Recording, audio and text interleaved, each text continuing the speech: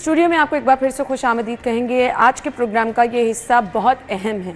अहम इसलिए मैं कह रही हूँ कि वो लोग जो कि मुस्तहिक अफराद हैं, जिन तक ये मालूमात नहीं है, तो हम कोशिश करेंगे कि आज के प्रोग्राम के तवस्सुत से हम ये मालूमात उन तक पहुँचा सकें।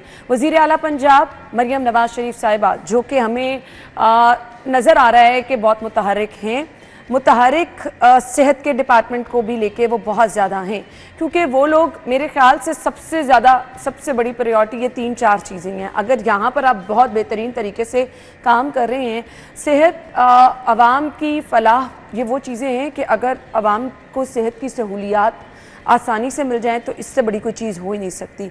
अब कुछ ऐसी चीज़ें कि जहाँ पर वो लोग जो कि मुस्तहिक होते हैं, इलाज मुआलजा नहीं करा सकते हैं और किसी मसीहा के मुंतज़िर होते हैं, ऐसे में मसीहा अगर आपकी अपनी रियासत बन जाए, आपकी वज़ीर आला बन जाए, तो फिर इससे बड़ी बात क्या हो सकती है। कुछ ऐसे मंसूबों का आज हम जिक्र करेंगे सेहत आमा के हवाले से, जो कि खुसूसी तौर पर मुस्तहिक अफराद के लिए शुरू किए गए। वो लोग हार्ट सर्जरी जो नहीं करा सकते हैं, ख़ास तौर पर क्योंकि ये वो चीज़ें हैं जिनके लिए आपको अच्छी खासी रकम दरकार होती है। ट्रांसप्लांट नहीं करवा सकते हैं वो लोग, जो कि डायलिसिस नहीं करवा सकते हैं। स्पेशल इनिशिएटिव सीएम साहिबा की जानिब से उन लोगों के लिए लिया गया। अब सवाल ये है कि स्कीम्स तो बहुत ज़्यादा हैं, अब ये मुस्तहिक अफराद कहाँ जाएं, किससे रब्ता करें, क्योंकि अब आपके पास इतना टाइम नहीं होता ना। डायलिसिस के पेशेंट जिनकी ज़िंदगी उस पर मुनहसर कर रही है, वो लोग जिन्होंने हार्ट सर्जरी करानी है, बहुत तकलीफ़ में होते हैं इससे। अब उनके पास इतना टाइम नहीं कि पोर्टल पे जाएं, एक लंबी लिस्ट का लाइन का इंतज़ार करें। तो आज हम आपको बताएंगे कि किस तरह से आप इसका हिस्सा बन सकते हैं, वो मुस्तहिक अफराद जो कि इन चीज़ों से फ़ायदा उठाना चाह रहे हैं।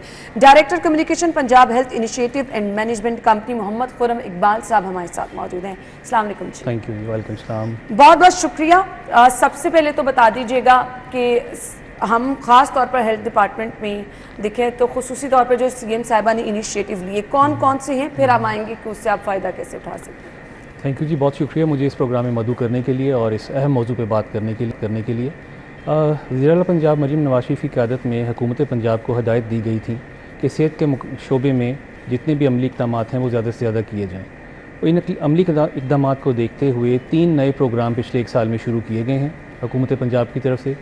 Children heart surgery program, dialysis program और ट्रांसप्लांट प्रोग्राम। ये 3 प्रोग्राम ऐसे हैं जिनमें जो इलाज की सहूलियात हैं वो पंजाब की आवाम को मुफ्त मुहैया की जाएगी। ये पूरे पंजाब में तमाम लोगों को सहूलियात, ठीक हो गया। ये 3 प्रोग्राम हैं, मैं एक दफ़ा फिर से जिक्र कर देती हूँ।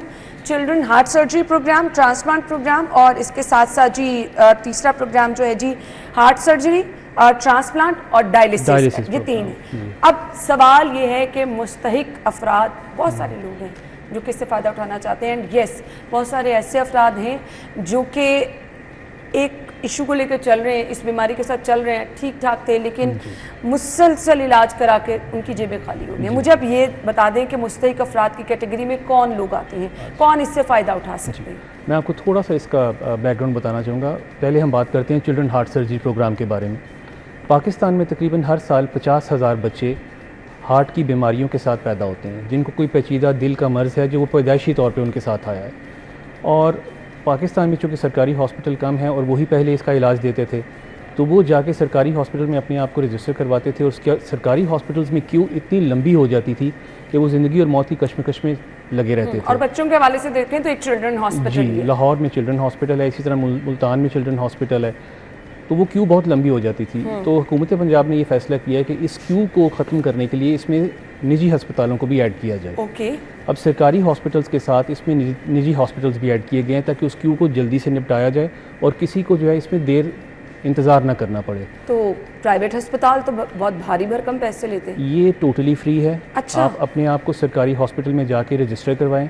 अगर आपकी बारी सरकारी हॉस्पिटल में नहीं आती तो आपको सरकारी हॉस्पिटल खुद ब खुद प्राइवेट हॉस्पिटल में रेफर कर देगा। ठीक है। और वहाँ आपके कोई पैसे नहीं लगेंगे? नहीं, कोई पैसे नहीं लगेंगे। अब इस प्रोग्राम का हिस्सा कैसे बने जिन लोगों ने इसमें अगर आपको खुदा न खास्ता तशखीस होती है आपको या आपके बच्चे को कि आप पैदाइशी तौर पे किसी दिली मर्ज़ में मुब्तला हैं, तो आप सरकारी हॉस्पिटल में जाएँ। मुल्तान में, पिंडी में, फैसलाबाद में, लाहौर में जो चिल्ड्रन हॉस्पिटल हैं या हार्ट के हॉस्पिटल हैं, उनमें जाके अपना तशखीस कराएं, इलाज कराएं और अपने आप को रजिस्टर करवा लें। अगर तो उसी हॉस्पिटल पे पहला स्टेप ये होगा कि आपको जाना अपने सरकारी अस्पताल में ही है। ठीक है, वहां पर अगर लंबी क्यू है तो आपको आगे रिकमेंड कर पहले वो आपके तशखीस करेंगे और आपको रजिस्टर करेंगे। अगर क्यू वहाँ पे लंबी होगी तो वो आपको नेक्स्ट जो निजी हॉस्पिटल है, प्राइवेट हॉस्पिटल है, वो उसमें आपको रेफर कर देंगे। अब सवाल ये है कि बहुत सारे लोगों का कंसर्न होता है जी सरकारी हॉस्पिटल में अच्छे डॉक्टर होंगे, यहाँ तमाम माहिरीन होते हैं, तो इस चीज़ को इंश्योर किया गया है कि अगर प्राइवेट में भी हो रहे हैं, और प्राइवेट में भी अस्पतालों की कैटेगरीज है ना, लोगों का ट्रस्ट होता है कि फलां हॉस्पिटल है तो वही अच्छा है भाई, तो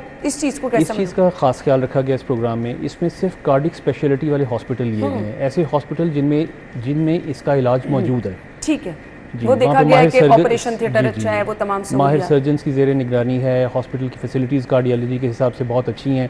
सिर्फ उन्हीं को इम्पैनल किया गया, हर हॉस्पिटल को इम्पैनल नहीं किया गया। इसमें काफ़ी स्क्रूटनी की गई है हॉस्पिटल्स की, और उसके बाद हॉस्पिटल जो हैं इस पैनल पर लाए गए हैं जो ये काम स्पेशलिटी के साथ कर सकते हैं। अच्छे खासे क्या अखराजात आ जाते हैं हार्ट सर्जरी में?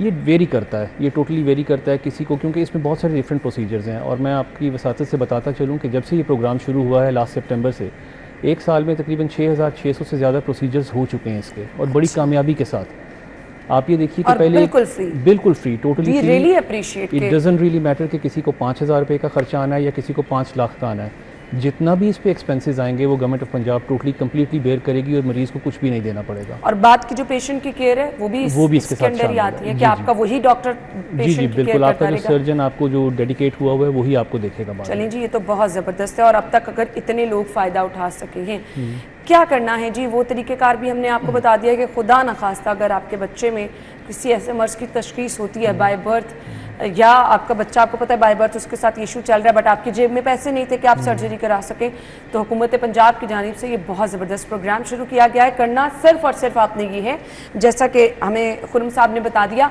कि आपने अपने करीबी हॉस्पिटल जाना है। अगर आप लाहौर में हैं तो आप चिल्ड्रन हॉस्पिटल जाएँ, वहाँ पर अगर एक लंबी क्यू है तो आपके बच्चे की तशख़ीस होने के बाद उसको आगे रेफ़र कर दिया जाएगा। उसकी हार्ट सर्जरी अगर होनी है तो उसका तमाम खर्चा हुकूमत पंजाब जो है वो बर्दाश्त करेगी।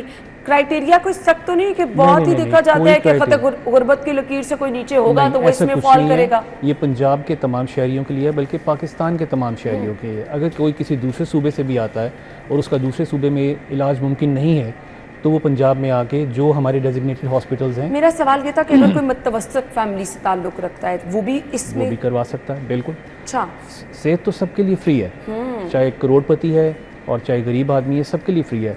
ये आपकी अपनी सवाबदीद पे है कि अगर आप पैसे खर्चना चाहते हैं प्राइवेट में चले जाएं, अगर आप सरकारी करवाना चाहते हैं सरकारी आपको फ्री हो जाएगा, लेकिन दोनों चीज़ें आपके लिए अवेलेबल हैं। सही। अगर आप इस प्रोग्राम से फ़ायदा उठाना चाहते हैं आप सरकारी हॉस्पिटल में आएँ, अपनी तशख़ीस करवाएं और अपने आप को रेफ़र करवाएं। चलें जी, ये तो बहुत ज़बरदस्त फिर मनसूबा है और इसको हम अप्रिशिएट भी करते हैं। डायलिसिस प्रोग्राम, जी उसके बारे में बता दीजिए। अच्छा, डायलिसिस प्रोग्राम के बारे में मैं आपको बताता चलूँ कि डायलिसिस प्रोग्राम इसलिए शुरू किया गया। बहुत सारे लोग इसके बारे में सवाल करते हैं कि ये तो पहले सेहत कार्ड का भी हिस्सा था, तो इसको अलग से क्यों शुरू किया गया। मैं ये आपको बताता चलूँ कि सेहत कार्ड में जो लिमिट थी वो 10 लाख रुपए फ़ी ख़ानदान थी। अच्छा। अगर खुदा न खास्ता किसी ख़ानदान में किसी को डायलिसिस का मर्ज़ लाहक हो गया है और उसको हफ्ते में 1 दफ़ा 2 दफ़ा 3, तो वो तो एक ही बंदा जो है ख़ानदान का फैमिली मेम्बर जो है वो पूरी की पूरी 10 लाख की रकम जो है वो उसी के ऊपर सर्फ हो जाती थी।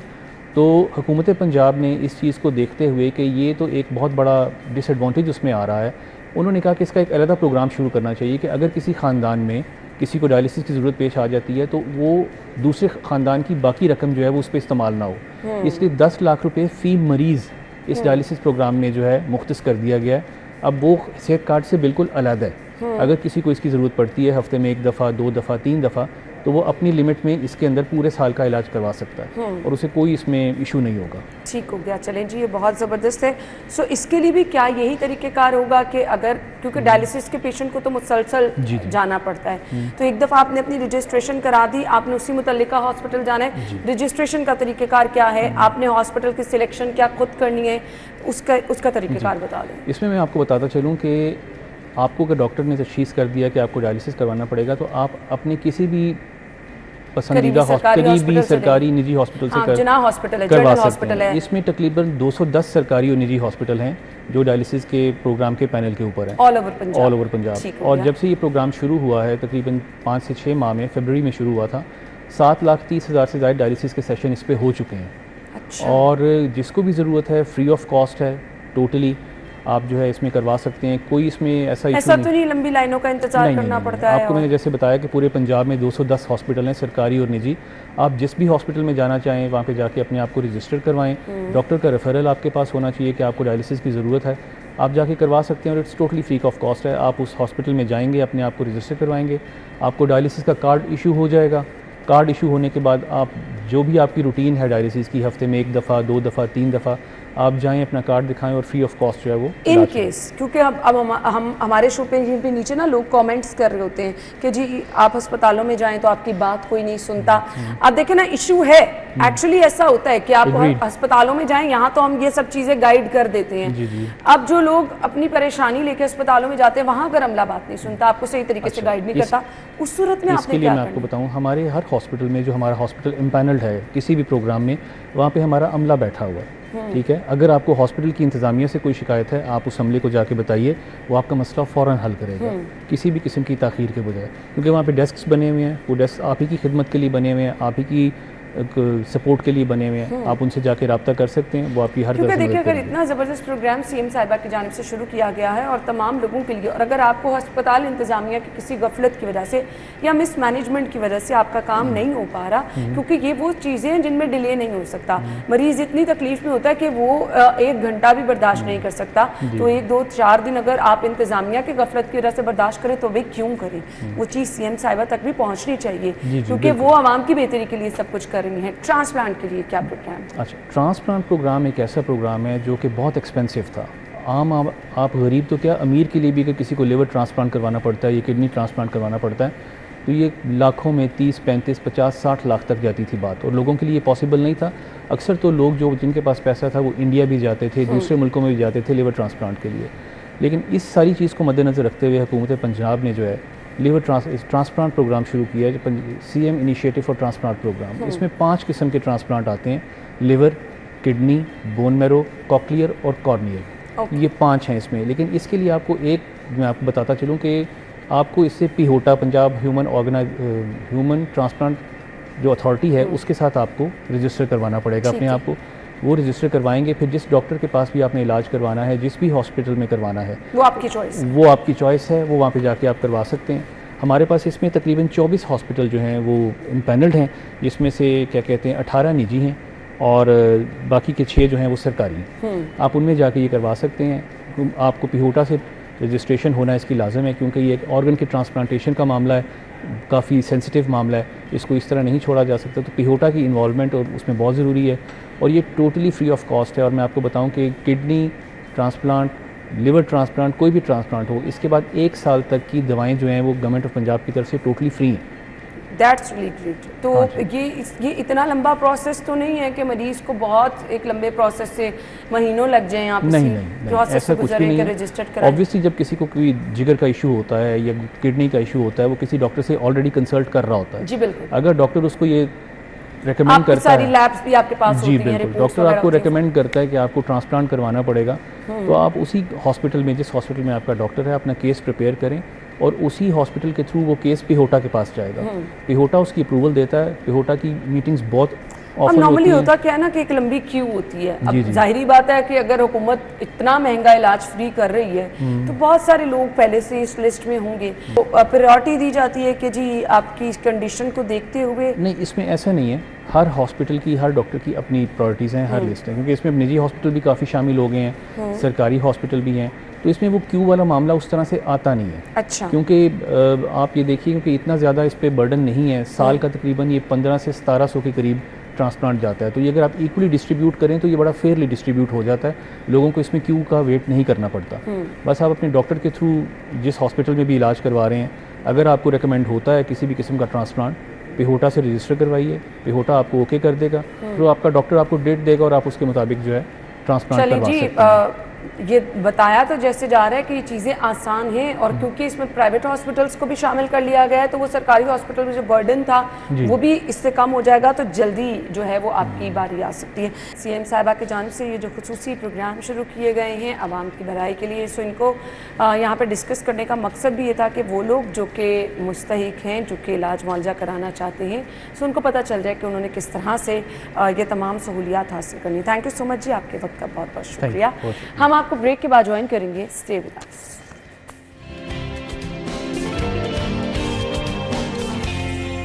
Welcome back once again.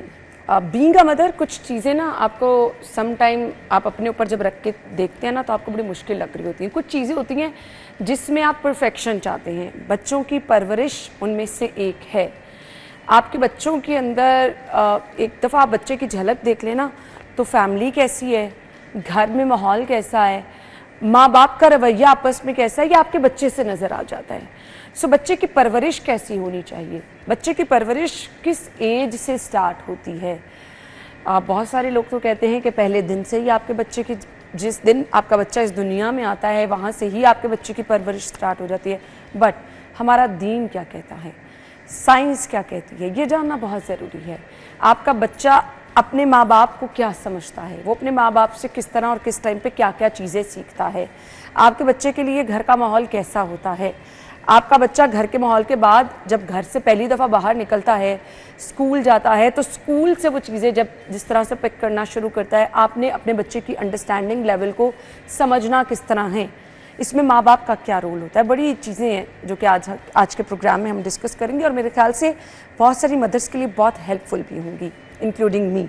So mind engineer Ali हैं जिन्होंने हमें ज्वाइन किया। अस्सलाम वालेकुम। वालेकुम सलाम, क्या हाल है आप? बिल्कुल ठीक ठाक, आप ठीक ठाक हैं? सो मैं भी आज आपसे बहुत कुछ सीखने वाली हूं। इंशाल्लाह मैं भी सीख के क्योंकि बीइंग अ मदर मुझे खुद लगता है कि बच्चों की परवरिश समटाइम बड़ी ट्रिकी भी हो जाती है, समटाइम बड़ी डिफ़िकल्ट भी हो जाती है। आपको बच्चे को लेके कैसे चलना है, आपको क्या बच्चे की सब बातें माननी है, बच्चे को अंडरस्टैंड कैसे करना है, किस एज से क्या चीज़ें स्टार्ट करनी है। आपके बच्चे की उम्र क्या है? 3.5 साल। So you have 3.5 years to save. अच्छा, ये सेंटेंस समझ आया आपको या नहीं? कंफ्यूजन हो गई? कंफ्यूज। ओके। आपने भी एक जुमला बोला था कि बच्चे की तरबियत उसकी दुनिया में आने के पहले दिन से शुरू होती है। ऐसा नहीं है, बच्चे की तरबियत उसके डे ऑफ कंसेप्शन से शुरू हो चुकी होती है। अच्छा, जिस दिन माँ बच्चा कंसीव करती है उस दिन से उसकी तरबियत का अमल शुरू हो चुका होता है। ठीक है, जो माँ सोचती है, जो माँ जिस तकलीफ़ से गुजर रही होती है, जो माँ खुशी से गुजर रही होती है, जिस भी मूड से गुजर रही होती है, वो सब बच्चे पे असर कर रहे होते हैं। आपके बच्चा जो है वो मैं चूँकि केसेस करता हूँ तो आप हैरान रह जाओगी कि कई दफ़ा मेरे साथ ऐसे होता है कि जी माँ के पेट में उनको वो बैक लाइफ की अपनी वो सॉरी बैक मेमोरीज याद आ रही होती हैं। ठीक है, तो पहली बात तो ये कि उसकी क्यों, अच्छा अब ये साइंटिफिकली देखते हैं ये कैसे है। ठीक है, मैं एज ए हिप्नोटिस्ट, अगर मुझे इस वक्त मैं और आप बैठे हुए हैं ना, हमारा ब्रेन तकरीबन किसी का 20 पे होगा, किसी का 21, किसी का 22, बस इस वाइब्रेशंस पे वाइब्रेट कर रहा है। जिस तरह हमारा दिल धड़कता है हमारा ब्रेन वाइब्रेट करता है। ठीक, अब ये जो वाइब्रेशंस हैं इसको हम कहते हैं beta vibration, which is consciousness की वाइब्रेशंस। हम एडल्ट में एडल्ट वाइब्रेशन भी कह जाते हैं। एज ए हिप्नोटिस्ट से पहले भी एक हमारी होती छठी हिस्स। अच्छा, ठीक है, छठी हिस्स जो है वो 10 वाइब्रेशन पे जब ब्रेन करता है ना तो वो हमारा स्पिरिचुअलिटी लेवल है। ठीक है, so which is between 7 to 14 vibrations. इन्हें हम कहते हैं थीटा वाइब्रेशन, अल्फा वाइब्रेशन जो 7 वाली है। ठीक है, फिर एक उससे नीचे है 4 to 7 वाइब्रेशन, ये थीटा कहलाती हैं। जब ब्रेन इस पर वाइब्रेट कर रहा है तो एज अ हिप्नोटिस्ट मेरा काम ये है कि मैंने आपके ब्रेन की वाइब्रेशन को 22 से नीचे लाकर बिटवीन 4 to 7 लाना है, ताकि मैं वहाँ पे आपके साथ हिप्नोटिकली सजेशंस दे सकूँ आपको। अगर मैं वो नहीं कर पाता तो मैं आपको सजेशंस नहीं दे सकता। अगर उससे नीचे चला जाए 4 से तो वो डेल्टा है, which is deep sleep. Half a cycle से अगर नीचे चला गया तो डेड है। सो जब बच्चा माँ के पेट में होता है तो उसका ब्रेन हाफ अ साइकिल पे वाइब्रेट कर रहा होता है उस वक्त भी। जब माँ बच्चे की आमद बताई जाती है तो सबसे पहले क्या चीज़, चौथे महीने में क्या चीज़ सुनवाई या दिखाई जाती है? कैसे पता चलता है कि बच्चा है? Heart beat. तो ब्रेन तो बना ही नहीं होता, बिल्कुल। ब्रेन तो जाके बनता है 6-7वें महीने में, राइट? बिल्कुल ऐसे। तो वो बच्चा जिंदा कैसे है? क्योंकि दिल बेहतर है दिल के साथ रहे पास बान अकल, लेकिन कभी कभी इसे तन्हा भी छोड़ दे। सो हमारी बॉडी में 3 न्यूरॉन सेंटर्स हैं। एक यहाँ है जिसको हम ब्रेन समझते हैं और कहते हैं, एक हमारे हार्ट के ऊपर है, एक हमारे गट के ऊपर है। ये तीनों इंडिपेंडेंट ब्रेन्स हैं। इनमें सबसे पावरफुल जो है वो हमारे हार्ट का ब्रेन है, ठीक है। हमारा जो गट, जो ये वाला ब्रेन है, ये भी उससे का, इसीलिए देख लें आप, तमाम शायरी दिल पे होती है, ठीक है। कुरान पूरा कल्ब की बात कर रहा है, कुरान ने कहीं दिमाग की बात नहीं की, करेक्ट। ये मैंने बेस इसलिए बनाई है कि आपको पहले समझ आए कि हम बच्चों के साथ डील कैसे कर रहे हैं, ठीक है। अच्छा, अब मैंने आपको कहा कि एज ए हिप्नोटिस्ट मेरा काम क्या है कि मैं आपकी ब्रेन की वाइब्रेशन को 22 से नीचे लाकर 4 से 7 के दरमियान ले आऊं, राइट। आपका बच्चा जिस एज में होता है उसका ब्रेन उतनी वाइब्रेशन पे चल रहा है। सो अगर आपका बच्चा 4 साल का है तो उसका ब्रेन 4 वाइब्रेशंस पे चल रहा है। इसका मतलब क्या है? वो नेचुरली हिप्नोटिक स्टेट में है, ठीक है। इसीलिए हम इन फर्स्ट 7 ईयर्स को कहते हैं इंडक्टिव लर्निंग ईयर्स। इसमें बच्चा स्पंज की तरह इंफॉर्मेशन इंड्यूस कर रहा होता है, हर चीज़ उसके अंदर आ रही होती है, ठीक है। उसको ये नहीं पता ये क्या हो रहा है, हाँ, बस वो सीखता चला जा रहा है, बस वो जज़ब किए जा रहा है, जज़ब किए जा रहा है। उसको आप प्यार सिखाएंगे वो प्यार सीखेगा, आप गुस्सा सिखाएंगे मतलब करके दिखाना पड़ेगा। इस फर्स्ट 7 ईयर्स में आप सिखा नहीं सकते। हमारे यहाँ पर मेरा अगर बस चले तो मैं ये स्कूलों में जिनमें 7 साल से कम उम्र के बच्चे लिए जाते हैं, मैं उन स्कूलों को ताले लगवा दूँ, ठीक है। ये जुल्म कबीर है। पहले 7 साल बच्चे की तरबियत घर में होनी ज़रूरी है, चाहे वर्किंग माँ ही क्यों ना हो, फिर भी वो घर में तरबियत होनी चाहिए, ठीक है। मुझे लोग कहेंगे आपको, भाई मेरे बच्चे जब थे मैं उस वक्त मुझे नहीं इन चीज़ों का पता था तो मेरे बच्चे स्कूलों में गए, ठीक है। लेकिन अगर मुझे आज पता है तो आज अगर मेरे बच्चे सेज में होते तो मैं उनको स्कूल ना भेजता, पहले 7 साल ना भेजता, ठीक होगी बात। अच्छा, अब इसमें हो क्या रहा है? पहले 7 साल में हम बच्चे को लेबलिंग कर रहे हैं, ओए तू शैतान है, ओए तू क्या कर रहा है, ओए तू ये गिलास तोड़ देगा। हम बच्चे के माइंड में, स्पंज में ये पानी डाल रहे हैं कि तेरे में ये कमी है, तुम्हें ये कमी है, तू अपनी शक्ल देख। माएँ, दादियाँ, नानियाँ बच्चे की पैदाइश से क्या करती हैं? वो इसका नक मोटा है, इसे सर गोल करो, राइट। यानी कि हम खुद बच्चे के अंदर अच्छा हम कर किस वाइब्रेशंस में रहे हैं? जब बच्चा हिप्नोटिक वाइब्रेशंस में है, जिसमें वो सिर्फ जज़ब करेगा, ठीक है। जैसे ही वो 7 क्रॉस करता है, इसको हम कहते हैं deductive learning years. 7 to 14 are called deductive learning years. ये वो साल हैं कि जिन सालों में बच्चे ने जो पहले 7 साल में सीखा है वो उसको एक्सपेरिमेंट करेगा, ठीक है। अगर उसने प्यार सीखा है तो वो प्यार से काम करके देखेगा, अगर उसने गुस्सा सीखा है तो गुस्से से करके देखेगा, उसने मुनाफिकत सीखी है तो मुनाफिक बन के सीखेगा। हम बच्चों को मुनाफिकत सिखा रहे हैं डे 1 से, क्योंकि हम बच्चों को कहते हैं, करते नहीं है। बिल्कुल ऐसे बच्चा वो नहीं करेगा जो आप उसे कहेंगे, बच्चा वो करेगा जो आप उसे करके दिखाएंगे। अच्छा, अब 7 to 14, जैसे ही बच्चा 14 क्रॉस करता है तो उसकी और मेरी आपकी वाइब्रेशन बराबर हो जाती है, वो आ जाता है बीटा में। अब वो एडल्ट है, सही, ठीक है। अब उस पर काम करना 50% फ्यूटाइल है, ठीक है। जो काम होना चाहिए था, मैं कहता हूँ कि बच्चे को 7 साल दे दो पहले, वो आपको 70 साल देगा, ठीक है। हमें दीन भी हमारा क्या सिखाता है कि पहले 7 साल में बच्चे को फूल की तरह रखो, अगले 7 साल में उसको शेर की तरह देखना चाहिए, मतलब थोड़ा सा उसके साथ, और उससे 14 साल के जब बच्चा हो जाए तो उसके बाद उसके दोस्त बन जाओ, राइट। अब हम क्या करते हैं? हम पहले 7 साल में सारी उसको PhD कराते हैं, ठीक है। अगले 7 साल में फिर हम उसको जेल में डाल देते हैं, मुजरिम बनाते हैं। पहले 7 साल PhD हो गया, अगले 7 साल जेल में चला गया, उसके बाद हम कहते हैं मेरा तो बच्चा ही सही नहीं था। ऐसे ही बच्चा, भाई मैं पूछता हूँ कि बच्चा जो है वो ऐसी एक क्लीन स्लेट है, ठीक है। इस दीवार पे आपने जो रंग रंगोन किया है वही नजर आ रहा है ना टीवी पे सामने। अगर आप इसको पिंक कलर कर देते तो ये पिंक कलर नजर आना था। तो बच्चे पे जो आड़ी तिरछी लकीरें उसके अंदर लगी हैं वो आपने लगाई हैं। मैंने इसीलिए बच्चों के साथ काम करना छोड़ दिया है, क्योंकि जब वालिदैन खुद काम नहीं करना चाहते, वालिदैन ठीक नहीं होना चाहते, मैं बच्चों के साथ काम नहीं करता। अच्छा, इसमें एक चीज़ मैं ज़रूर और मेंशन करना चाहूँगा। मैंने बात किया, जिक्र किया था 10 वाइब्रेशंस का, जो हम जिसको हम कहते हैं अपनी 6 सेंस कह लें इसको आप, ठीक है। मैं जो सिल्वा के थ्रू भी लोगों को सिखाता हूँ, ये है connection between spiritual world and the real world, ठीक है। ये गेटवे है, ठीक है। जैसे ही बच्चा 10 से क्रॉस करता है वो लाइव दुनिया में आना शुरू करता है, ठीक है। अब देखो, इस्लाम में नमाज पढ़ने का हुक्म कब है? बच्चे को कब कहना चाहिए नमाज पढ़ने के लिए? 7 साल। क्यों 7 साल? पहले 6 साल पे क्यों नहीं कहा? 5 साल पे क्यों नहीं कहा? 4 साल पे क्यों नहीं कहा? 3 साल पे क्यों नहीं कहा? क्योंकि बच्चे के पहले 7 साल कौन से ईयर्स हैं? इंडक्टिव लर्निंग, हम और भी कहते हैं सजेस्टेबिलिटी स्टेट। बच्चा सिर्फ देख रहा है कि मेरे साथ क्या, सामने क्या, और अब्बा कह रहे हैं नमाज पढ़, खुद अब्बा जो बैठ के जो है ना गाने सुन रहे हैं, राइट। नमाज अजान हो रही है, अब्बा ने फुल वॉल्यूम लगाया हुआ है, तो बच्चा तो यही देख रहा है कि अच्छा यार ये करने वाला काम नहीं है। मैं इसकी मिसाल देता होता हूँ, मेरा बेटा छोटा जो है, जब वो 2.5-3 साल का था ना, तो उस ज़माने में हमें भी चीज़ें नहीं पता थी इतनी, तो उसको हमने कहना, जो भी उसने कहना अब्बू मैंने चॉकलेट चाहिए, माँ को कहना अम्मी, उनका इंशाल्लाह इंशाल्लाह। तो एक दिन ना वहीं हम बैठे हुए थे खाना खाने के लिए, तो बच्चा ने उठ के बाहर जाने लगा। मैं कहा बेटा ये खाना तो खा लो, कहता इंशाल्लाह, बाहर खेलने चला गया। अब ये चपेड़ है हमारे मुंह पर कि हमने उसको ये सिखाया कि इंशाल्लाह का मतलब है काम नहीं करना, राइट, ठीक है। सो अब वो जो नमाज में सख्ती का हुक्म कब है? 12 साल की नहीं, 10 साल। 10 साल मैंने आपको क्या कहा, 10 साल क्या है? It's a transition between spiritual world to real world, ठीक है। अब बच्चे को 10 साल का हो गया है, देखो हमारा दीन भी उससे कोरिलेट कर रहा है, ठीक है।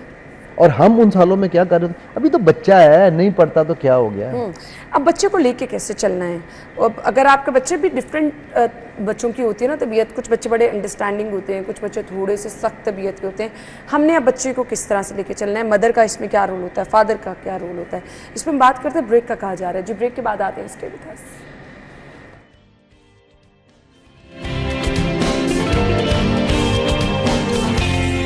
Welcome back once again. So बात हो रही है हमारे दीन इस्लाम और साइंस के मुताबिक बच्चों की परवरिश किस तरह से होनी चाहिए।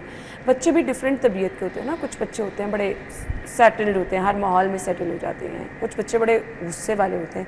सो किस तरह हमने बच्चों की खुद चीज़ों को कंट्रोल करना है? देखो है ना, उसमें बड़ा सिंपल सा है। बच्चों, जैसा मैंने पहले बात की कि बच्चे तो क्लीन स्लेट थे, ठीक है, उन पे हमने यारी अच्छी लकीरें लगाई हैं। तो पहली चीज़ तो ये कि हमें पेरेंटिंग सीखनी है, खुद के पेरेंट बनना कैसे है। हमें अगर किसी को मैं ये कह दूँ ना यार तुम कि जी आप पेरेंटिंग सीख लें, तो ये कोई सीखने वाला काम है भाई? आप मेडिसिन पढ़ते हैं, आप इंजीनियरिंग करते हैं, आप मेकअप सीखते हैं, सीखने जाते हैं ना, आप मीडिया में जाते हैं, कहीं ना कहीं स्टडीज़ कर रहे होते हैं, राइट। ये जो सबसे इंपॉर्टेंट काम है जिसमें आप नस्लें बना रहे हैं, वो आप नहीं सीखना चाहते। तो पहले तो ये चीज़ है। सेकेंडली फिर आपको मैं सीरत नबी सल्लल्लाहु अलैहि वसल्लम की तरफ चलता हूँ। मैं छोटे से एग्जांपल देके आपको समझाता हूँ कि बच्चों को डील कैसे करना है। It is not about dealing children, it is about you knowing how to ask the right appropriate question. For example, ठीक है, सहाबा ने ग़ज़वा बदर का मौका था, सहाबा ने कुछ मिलकर ना, एक बच्चा उनके हाथ लग गया, 13-14 साल का बच्चा था, उसको उन्होंने ना, उसे कहते हैं अंग्रेजी में कहते हैं रफिंग अप शुरू कर दी कि भाई बता कितने लोग हैं, कितने लोग हैं, कुफार की फ़ौज में कितने लोग हैं। अब वो 13-14 साल का बच्चा था, उसको गिनती कहाँ आती या नहीं होती होगी, उसको समझ ना आया, वो रोई जाए। अच्छा, इन्होंने थोड़ी सख्ती की उसके साथ। अंदर नबी अल्लाह के नबी सल्लल्लाहु अलैहि वसल्लम को आवाज़ आई, आप सल्लम खैमे से बाहर आए, आगे उन्होंने कहा सबसे पहले कहा बच्चे को छोड़ दो, ठीक हो गया। बच्चे को पानी पिलाया, अपने पास बुला लिया, प्यार किया, उसको पूछा बताओ ऊँट कितने हैं। अच्छा, अब अरबियों में ऊँट गिनना आसान था, ठीक है, और अरबियों को ये पता था, अल्लाह के नबी सल्लम को सबको पता था कि एक ऊँट जो है वो तकरीबन 100 आदमी के बराबर होता है, ठीक हो गया। तो आप जैसे उस बच्चे ने कहा ना ये 9 ऊँट हैं या 10 ऊँट हैं, तो अल्लाह के नबी सल्लम ने कहा यार 900 बंदा है या 1000 बंदा है। वो सवाल जिसके लिए वो मार रहे थे, सख्ती कर रहे थे साहबा, बच्चे से जवाब नहीं ले पा रहे थे। So it was asking the right question in the right way. उस बच्चे ने फ़ौरन सारे राज उगल दिए, ठीक है ना। ये एक बच्चे की मैंने एग्जांपल दी है। इसी तरह की बेतहाशा एग्जांपल है। वो हम बच्चों को समझते हैं क्या, वो एक बड़ा मशहूर वाक़या है, या अबा उमैर मा फ़अल नुग़ैर, अल्लाह के नबी सल्लल्लाहु अलैहि वसल्लम ने फरमाया उसके परिंदा मर गया बच्चे का, ठीक है, 2.5 साल का बच्चा था। अगर आपके 2.5 साल के बच्चे का परिंदा या कोई तोता मर जाए तो हम कहेंगे अच्छा बेटा चल छोड़, रो लिया। अल्लाह के नबी सल्लल्लाहु अलैहि वसल्लम did not treat the child as a child, he treated him as an adult, ठीक है, कि वो एक इंसान है, उसकी अपनी एक शख्सियत बन रही है। उससे कहा या अबा उमैर मा फ़अल नुग़ैर, या ए उमैर, अबू उमैर तेरे नुग़ैर को क्या हुआ। अब वो बच्चे की एक एसोसिएशन थी, तो बच्चे की, अब आप सोचो कि उस बच्चे की नबी सल्लल्लाहु अलैहि वसल्लम के साथ इश्क की हालत क्या बनेगी कि यार वो 2.5 साल के बच्चे के साथ भी उसी तरह से डील कर रहे जैसे वो 80 साल के बाबे के साथ डील कर रहे होंगे, राइट। तो ये बच्चों से डीलिंग हमने सीखनी है। बच्चे नहीं खराब, हम उनको ख़राब करते हैं। वो जो गुस्सा कर रहा है ना बच्चा, हमने उसको लेबल दे दे के ये गुस्सीला है, माएँ क्या लेबल दे रही होती हैं, मेरा बच्चा आपके घर आएगा सारी चीज़ें तोड़ देगा, बड़ा शैतान बच्चा है। वो अल्लाह की बंदी, शैतान को तो अल्लाह ने निकाला हुआ है, अपने बच्चे को शैतान का लेबल दे रही हो। सो हमने अब क्या दोस्ताना रवैया रखना है, अपने अल्फाज पे गौर रखना है बहुत ज़्यादा। किन किन चीज़ों पर आप, कुछ चीज़ों पर अगर आप फोकस कर लें घर के लोग ही, तो आपके बच्चे की तरबियत खुद ब खुद अच्छी होना शुरू हो जाती है। देखो सबसे पहले पिक योर बैटल्स। हर जंग जीतने के लिए नहीं होती, बल्कि है क्या जी, हर लड़ाई जंग नहीं होती।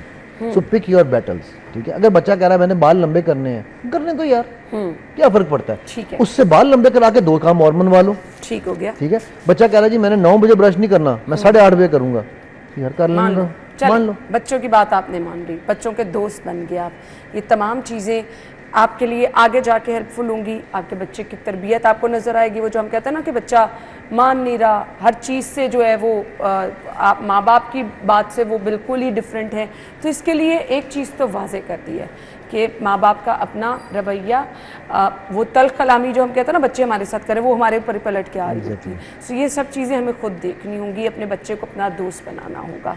थैंक यू सो मच जी, आपके वक्त का बहुत बहुत शुक्रिया। अभी एक ब्रेक ले लेते हैं जी, ब्रेक के बाद वापस आएंगे। स्टे विद अस।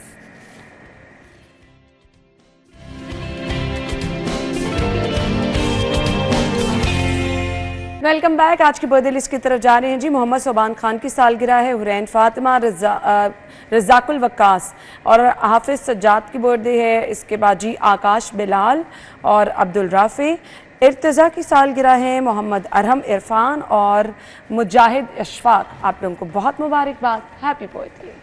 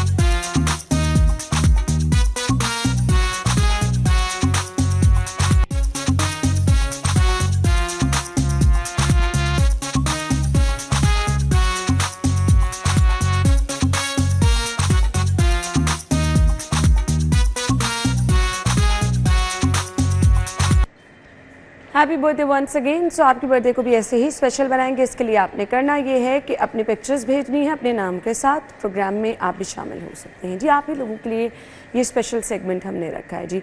इसके साथ साथ अपना फीडबैक हम तक ज़रूर पहुंचाएं। कोई सजेशन देना चाहते हैं वो भी हम तक ज़रूर पहुंचाएं।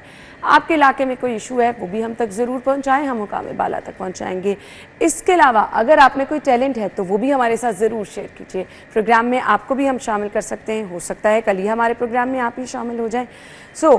ये वो तमाम चीज़ें हैं जो हम आपके साथ शेयर इसलिए करते रहते हैं ताकि आपको पता चले कि आप ही का शो है जी। हम तक अपना फीडबैक पहुंचाते रहें। कल सेम टाइम पर मुलाकात होगी। अल्लाह हाफ़िज़।